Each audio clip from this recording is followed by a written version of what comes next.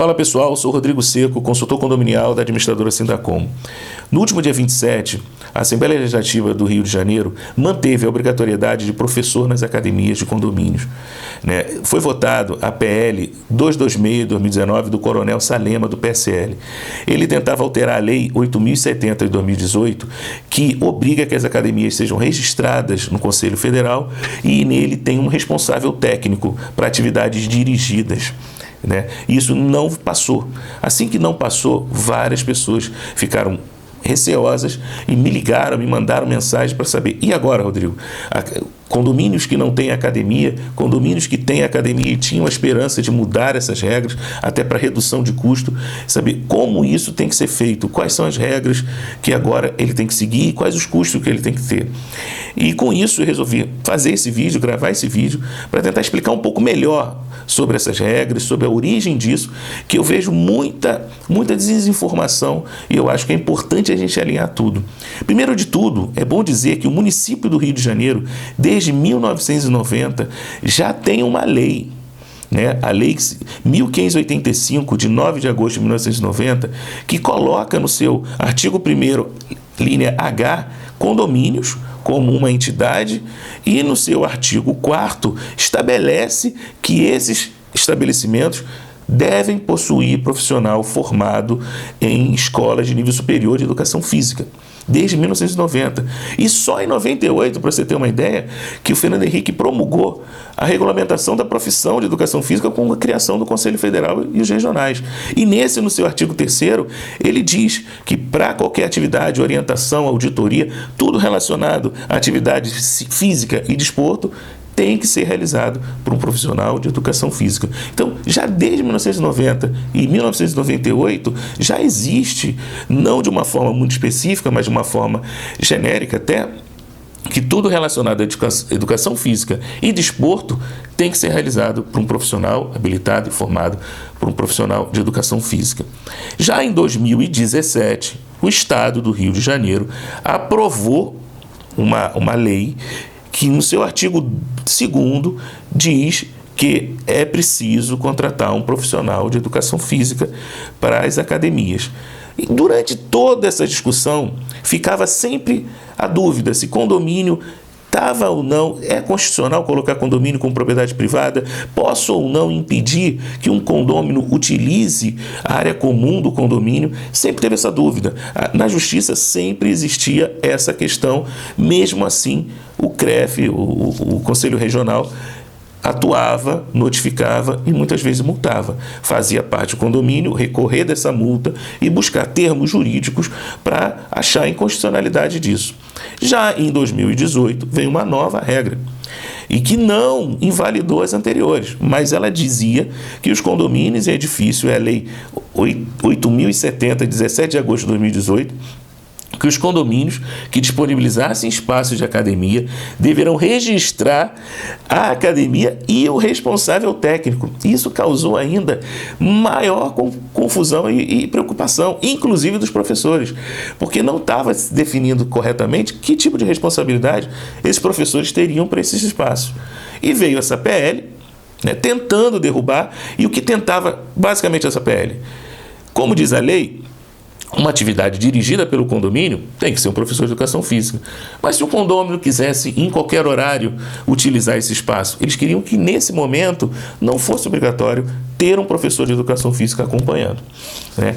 E isso, a revogação disso, ou seja, a não votação disso, causou aí uma preocupação, porque foi uma tentativa de flexibilização que não passou.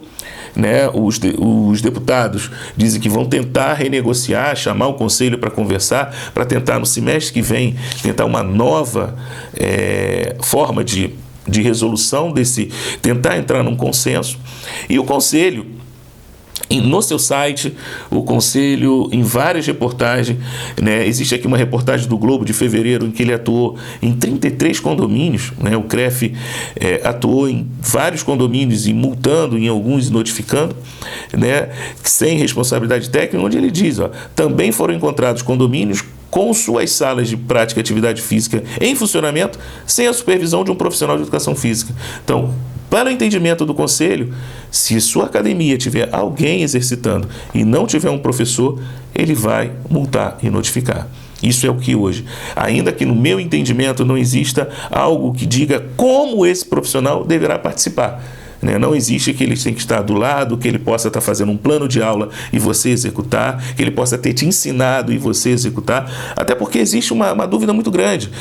No condomínio existem outros espaços, existem espaços de lazer para crianças, existe uma corrida, você pode fazer outros exercícios, desportos, por exemplo, na piscina, onde você pode fazer hidroginástica, onde você pode fazer natação, e ali não é nada dito como espaço de academia, você não precisa registrar a sua piscina no Conselho Regional. E como é que fica isso? Então parece que surgiu muito mais dúvidas do que necessariamente se resolveu uma questão. E existem professores de educação física atuando em outros espaços, numa mini quadra, num espaço de salão de festa, promovendo danças, ginásticas com os moradores, e não necessariamente é um espaço de academia. Existem até grupos de corridas. Será que para todas essas atividades será necessário um professor de educação física? E isso vai viabilizar da mesma forma que existem condomínios com poucas unidades, condomínios de 20 unidades, 10 unidades, em que os condôminos se cotizaram para montar uma academia com poucas esteiras, com equipamentos que você vem na internet, compra para sua casa, e que ninguém regulamentou ou proíbe isso. Você vai em qualquer site na internet, compra uma esteira, põe na sua casa e malha, faz todo o seu treino, e isso não é impedido de nenhuma forma. E se eu quiser fazer isso num condomínio, juntar os moradores, nós fazemos um rateio e comprarmos 5, 6 esteiras e colocar numa atividade. Porque isso me faz ter a obrigação de contratar um profissional para regulamentar essa academia. Até que ponto isso realmente é um risco? E por que é um risco num condomínio e não é risco dentro de uma residência, numa casa, por exemplo? Então, tudo isso gera-se dúvidas. E essas dúvidas não foram sanadas com nenhuma dessas regras, porque falta detalhamento, falta definir qual equipamento tem um risco maior que o outro. É claro que existem equipamentos que são muito mais perigosos do que um normal, como existem atividades físicas sem equipamentos, mas que você precisa fazer uma posição correta. É claro que existe o risco, mas existe a viabilização técnica disso. Um condomínio com 10 unidades, para contratar um profissional mais ou menos para, vamos dizer assim, 4, 5 horas por dia, numa semana, dá mais ou menos em R$3.000 a R$4.000 esse custo. Um condomínio de 10 unidades terá que aumentar R$300 ou R$400 a sua cota condominial para tentar viabilizar isso. Logicamente, isso desestimula que condomínios tenham esse tipo de iniciativa. Logicamente, isso, ao invés de estimular a saúde, muito mais ao contrário, vai tornar um efeito contrário. Isso causa problema para todo mundo. Então, essa PL não foi votada, foi apreciada, não foi aceita. Existem entidades que consideram isso inconstitucional, até por achar que não se pode legislar sobre um espaço privado. Existem outras histórias, dizendo outras pessoas, que estão analisando, que acham inconstitucional você deixar outra pessoa em outro momento usar sem professor. Então, há muitos entendimentos sobre isso. A Secov Rio diz que mais ou menos vai representar 16% no aumento da cota condominial. Enfim, entre uma discussão imensa com relação a isso. Sobre isso eu tenho que dizer o seguinte: a piscina hoje, na lei, a mesma lei no Estado, ela tem uma lei muito parecida. Você é obrigado a registrar a piscina no Corpo de Bombeiros, você é obrigado a ter diversos equipamentos na piscina, você é obrigado a ter um professor habilitado na piscina. E a piscina não é uma atividade física, mas ela tem os seus riscos. Então, muito similar ao que quer se implementar na academia, mas é regulada pelo Corpo de Bombeiros.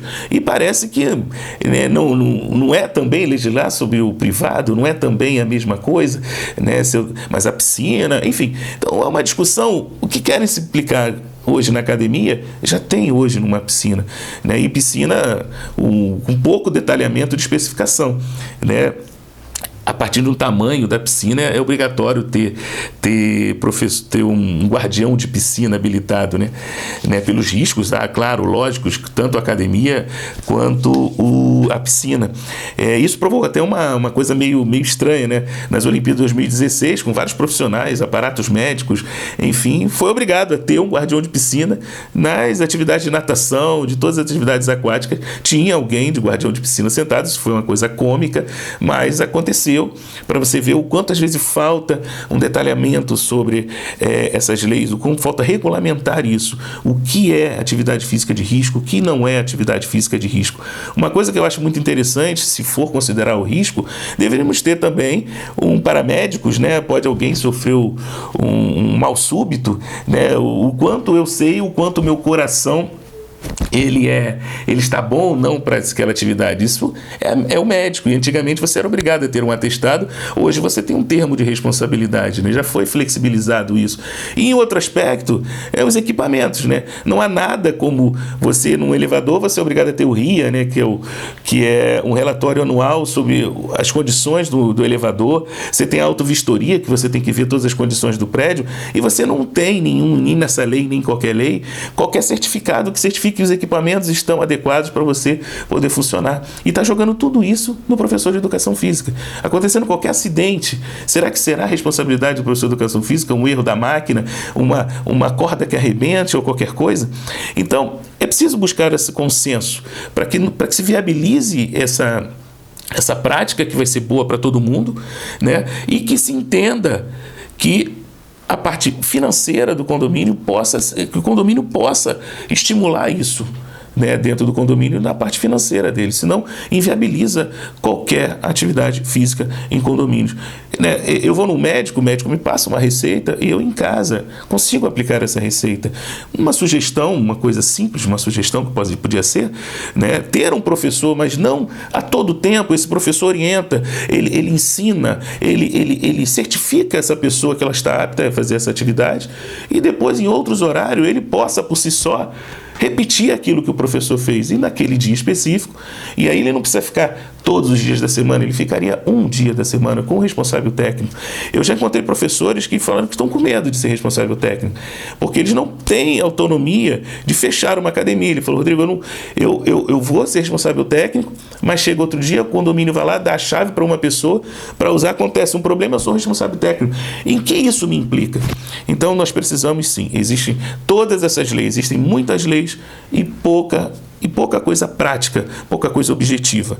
Então, o fato é esse. A recomendação de vários juristas é que, se for atuado, que entre na justiça, tente antecipar o resultado para impedir a multa e com inconstitucionalidade com relação a essa lei, né? Eu já acho que é bom levar isso para uma assembleia, discutir isso de uma maneira muito sóbria, muito séria, porque caso aconteça qualquer problema na academia, tendo essas leis todas, isso pode dificultar a vida do síndico, a vida do condomínio. Então, é algo muito sério para ser tratado, e eu espero que os governantes possam sentar na mesa todos juntos e poder, de alguma forma, achar um meio termo. Espero ter ajudado. Obrigado, gente. Até o próximo vídeo.